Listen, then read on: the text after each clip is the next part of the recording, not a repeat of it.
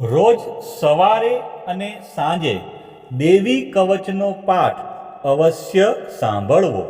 દેવી કવચ સાંભળતા પહેલાં કોમેન્ટમાં તમારી કુળદેવીનું નામ જરૂરથી લખવું. હવે આપણે દેવી કવચનો પાઠ શરૂ કરીશું. ઓમ ચંડિકા દેવીને નમસ્કાર. માર્કંડેયજીએ કહ્યું, હે પિતામહ, જે આ સંસારમાં પરમ ગોપનીય અને મનુષ્યનું બધી રીતે રક્ષણ કરનારું છે અને જેને તમે અત્યાર સુધી બીજા કોઈ સામે પ્રગટ ન કર્યું હોય એવું કોઈ સાધન મને કહી બતાવો. બ્રહ્માજી બોલ્યા, હે બ્રાહ્મણ, એવું સાધન તો એકમાત્ર દેવીનું કવચ જ છે, જે ગોપનીય કરતાં પણ પરમ ગોપનીય, પવિત્ર તથા બધા પ્રાણીઓ ઉપર ઉપકાર કરનારું છે. હે મહામુનિ, તે તમે ધ્યાનથી સાંભળો. દેવીની 9 મૂર્તિઓ છે. તેમને નવદુર્ગા કહે છે. તેમના અલગ અલગ નામો બતાવવામાં આવે છે.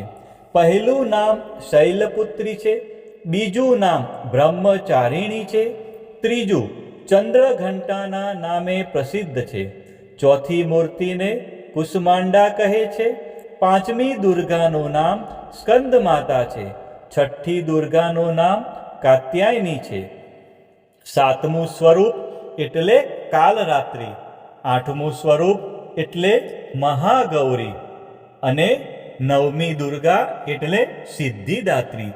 આ બધા નામ વેદ ભગવાન દ્વારા કહેવાયા છે. જ્યારે કોઈ મનુષ્ય અગ્નિથી સળગી રહ્યો હોય, યુદ્ધભૂમિમાં શત્રુઓથી ઘેરાઈ ગયો હોય તથા કોઈ ભયથી ડરી ગયો હોય અને મા દુર્ગાનું શરણ લીધું હોય, તેનું ક્યારેય કોઈ અમંગળ થતું નથી. યુદ્ધના સમયે મુશ્કેલી હોવા છતાં પણ તેને કોઈ વિપત્તિ ઉદ્ભવતી નથી. તેને શોક, દુઃખ અને ભય પ્રાપ્ત થતા નથી. જેમણે દેવીનું ભક્તિપૂર્વક સ્મરણ કર્યું છે તેમનો અભ્યુદય નક્કી છે. હે દેવી, જેઓ તમારું ચિંતન કરે છે તેમનું તમે ચોક્કસ કલ્યાણ કરો છો, તેમનું તમે ચોક્કસ રક્ષણ કરો છો.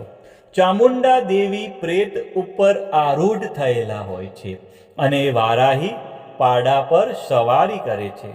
ઐન્દ્રીનું વાહન ઐરાવત હાથી છે. વૈષ્ણવી ગરુડ પર આવે છે અને માહેશ્વરી આખલા પર આરૂઢ થયેલા છે. કૌમારીનું વાહન મોર છે. વિષ્ણુ પ્રિય લક્ષ્મી કમળ પર વિરાજમાન છે અને તેમના હાથમાં લાલ કમળ છે. આખલા પર આરૂઢ થયેલ દેવી ઈશ્વરીએ શ્વેત વસ્ત્ર ધારણ કરી રાખ્યા છે. બ્રાહ્મી હંસ પર બેઠેલા છે અને બધા જ આભૂષણો ધારણ કર્યા છે. આ બધી દેવીઓ માતાઓ યોગ શક્તિથી સંપન્ન છે, જેઓ અનેકવિધ આભૂષણો પહેરવાથી શોભે છે. તેમણે અનેક રત્નો ધારણ કર્યા છે, ક્રોધથી ભરેલી છે અને ભક્તોનું રક્ષણ કરવા રથમાં બેઠેલી છે.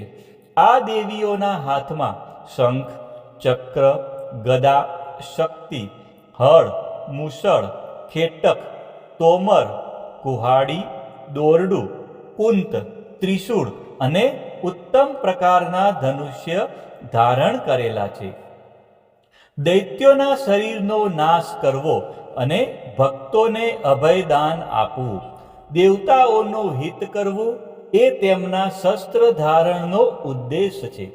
મહારૌદ્ર રૂપ, અત્યંત ઘોર પરાક્રમી, મહાબલી અને મહાઉત્સાહયુક્ત હે દેવી, તમે મહાન ભયનો નાશ કરનારા છો. તમને મારા નમસ્કાર છે.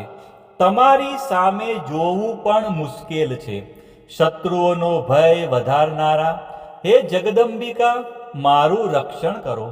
પૂર્વ દિશામાં ઐન્દ્રી શક્તિ મારું રક્ષણ કરે. અગ્નિ ખૂણામાં અગ્નિશક્તિ, દક્ષિણ દિશામાં વારાહી તથા નૈઋત્ય ખૂણામાં ખગધારીણી મારું રક્ષણ કરે. પશ્ચિમ દિશામાં વારુણી અને વાયવ્ય ખૂણામાં હરણ પર સવારી કરનારા દેવી મારું રક્ષણ કરે. ઉત્તર દિશામાં કુમારી અને ઈશાન ખૂણામાં શૂલધારિણી મારું રક્ષણ કરે. હે બ્રહ્માણી દેવી, તમે ઉપરની બાજુએ મારું રક્ષણ કરો.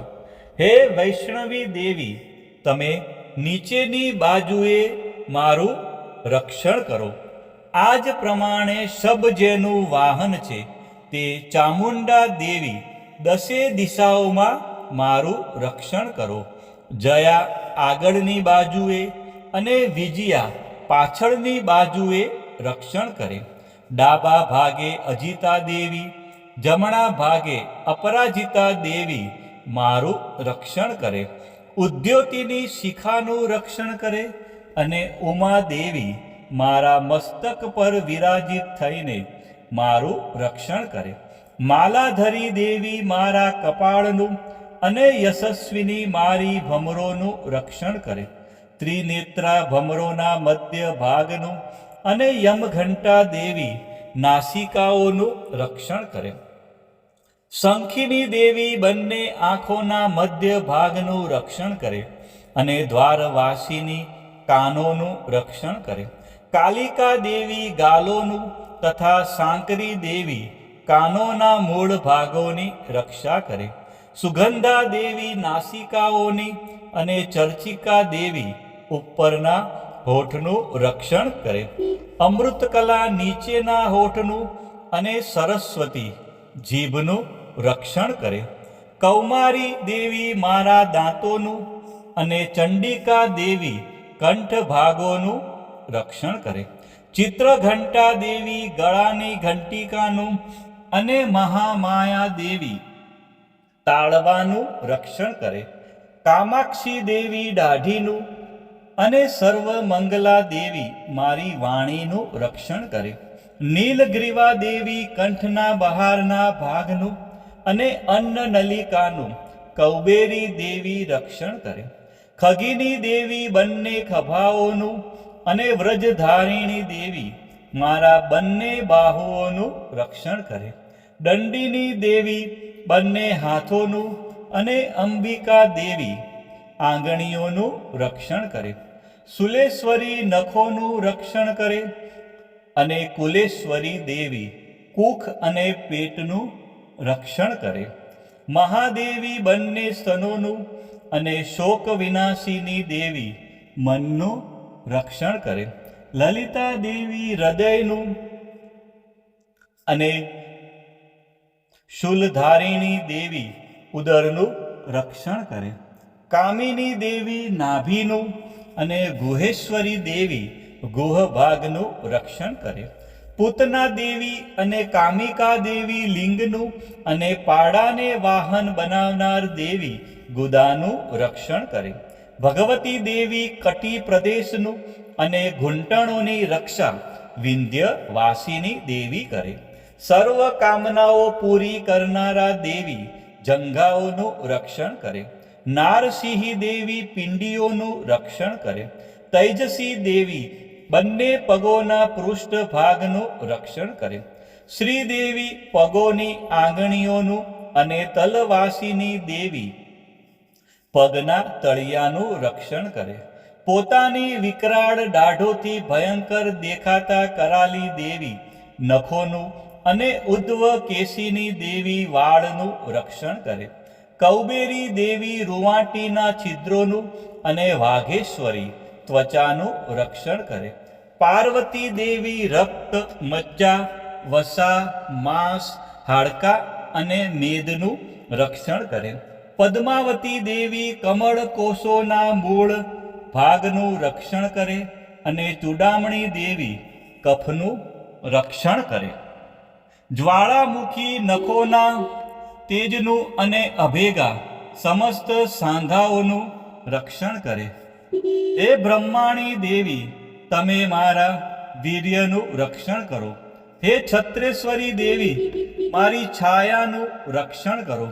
હે ધર્મધારિણી દેવી, મારા અહંકાર, મન અને બુદ્ધિનું તેમજ હે વ્રજ ધારણ કરનારા દેવી, મારા પ્રાણ, અપાન, વ્યાન, ઉદાન અને સમાનનું રક્ષણ કરો. કલ્યાણથી શોભતા હે દેવી, મારા પ્રાણનું રક્ષણ કરો. યોગીની દેવી, રસ, રૂપ, ગંધ, શબ્દ અને સ્પર્શનું, અને હે નારાયણી દેવી, તમે મારા સત્વ, રજ અને તમો ગુણનું રક્ષણ કરો. વારાહી દેવી આયુષ્યનું રક્ષણ કરે અને વૈષ્ણવી દેવી ધર્મનું રક્ષણ કરે. તથા ચક્ર ધારણ કરનારા દેવી, યશ અને કીર્તિ, લક્ષ્મી અને ધનનું તેમજ વિદ્યાનું રક્ષણ કરો. હે ઇન્દ્રાણી, તમે ગોત્રનું રક્ષણ કરો. હે ભૈરવી, તમે મારી પત્નીનું રક્ષણ કરો. હે ચંડિકા દેવી, મારા પશુઓનું રક્ષણ કરો. હે મહાલક્ષ્મી દેવી, પુત્રોનું, સંતાનોનું રક્ષણ કરો. હે સુપથા દેવી, મારા પથનું, અને ક્ષેમકરી દેવી, મારા માર્ગનું રક્ષણ કરો. હે મહાલક્ષ્મી દેવી, રાજદ્વારી કાર્યોમાં મારું રક્ષણ કરો. તથા સર્વ બાજુએ રહેલા વિજયા દેવી, ચારે બાજુ રહીને રક્ષણ કરો. હે દેવી, જે સ્થાન દેવી કવચમાં કહેવાયું નથી અને તેથી રક્ષણ વિનાનું છે, તે બધા સ્થાનો તમારા વડે સુરક્ષિત થાય, કારણ કે તમે વિજયશાલિની અને પાપનાશીની છો. મનુષ્ય પોતાના શરીરનું ભલું ઈચ્છતો હોય તો તેણે દેવી કવચનો પાઠ કર્યા વિના એક ડગલું પણ ભરવું નહીં. દેવી કવચનો પાઠ કરીને જ યાત્રા કરવી. દેવી કવચના પાઠથી બધી બાજુથી સુરક્ષિત થયેલો મનુષ્ય જ્યાં જ્યાં જાય છે ત્યાં ત્યાં તેને ધન લાભ થાય છે તથા સઘળી કામનાઓ પર વિજય પ્રાપ્ત થાય છે. તે જે અભિષ્ટ વસ્તુનું ચિંતન કરે છે તેને તે અચૂકપણે પ્રાપ્ત કરી લે છે. તે મનુષ્ય આ પૃથ્વી ઉપર અતુલ ઐશ્વર્ય પામે છે. દેવી કવચથી રક્ષાયેલો મનુષ્ય નિર્ભય થઈ જાય છે. યુદ્ધમાં તેમનો પરાજય થતો નથી તથા તે ત્રણેય લોકમાં પૂજનીય બને છે. આ દેવી કવચ દેવતાઓને પણ દુર્લભ છે. જે આ દેવી કવચનો દરરોજ 3 સંધ્યાએ શ્રદ્ધાપૂર્વક પાઠ કરે છે તેની દૈવી કલા પ્રાપ્ત થાય છે તથા તે ત્રણેય લોકમાં પરાજિત થતો નથી. એટલું જ નહીં, તે અપમૃત્યુથી રહિત થઈને 100 કરતાં પણ વધુ વર્ષ જીવે છે. દેવી કવચ ધારણ કરનારા મનુષ્યની રાજા તરફથી સન્માન અને વૃદ્ધિ થાય છે.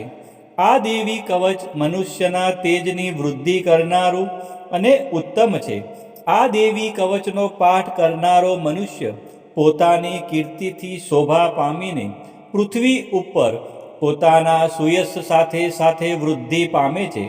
જે પહેલા દેવી કવચ કરીને સપ્તસતી ચંડી પાઠ કરે છે તેની જ્યાં સુધી વન પર્વત હોય ત્યાં સુધી તે આનંદથી યુક્ત આ પૃથ્વી ઉપર રહે છે.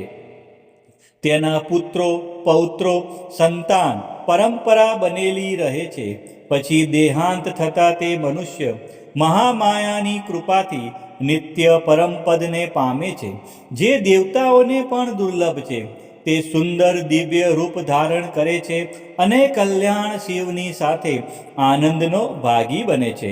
બોલો શ્રી અંબે માત કી જય, ચામુંડા માત કી જય, ખોડિયાર માત કી જય, ઉમિયા માત કી જય, મહાકાળી માત કી જય, બહુચર માત કી જય, 64 જોગણી માત કી જય, વારાહી માત કી જય.